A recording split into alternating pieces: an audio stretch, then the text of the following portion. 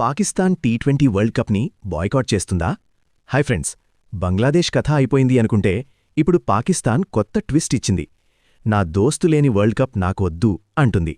అసలు పాకిస్తాన్ ఆడుతుందా లేదా?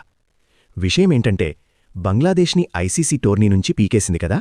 దానికి కోపమొచ్చిన Pakistan cricket board chairman Mohsin Naqvi, మా గవర్నమెంట్ వద్దు అంటే మేము కూడా ఆడం, కావాలంటే మా ప్లేస్లో ఇంకో టీంని తెచ్చుకోండి అని ఐసీసీ ముందే తెగేసి చెప్పారు.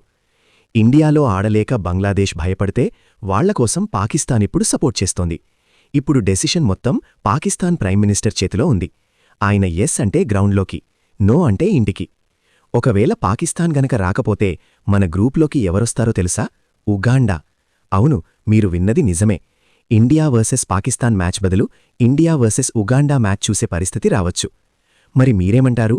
బంగ్లాదేశ్ కోసం Pakistan world cup playing chance వదులుకోవడం కరెక్టేనా, లేక ఇదంతా ఇండియాకి భయపడి ఆడుతున్న డ్రామానా? కింద కామెంట్స్లో మీ ఆన్సర్ చెప్పండి. క్రికెట్ మరియు ట్రెండింగ్ అప్డేట్స్ కోసం ఛానల్ని సబ్స్క్రైబ్ చేసుకోండి.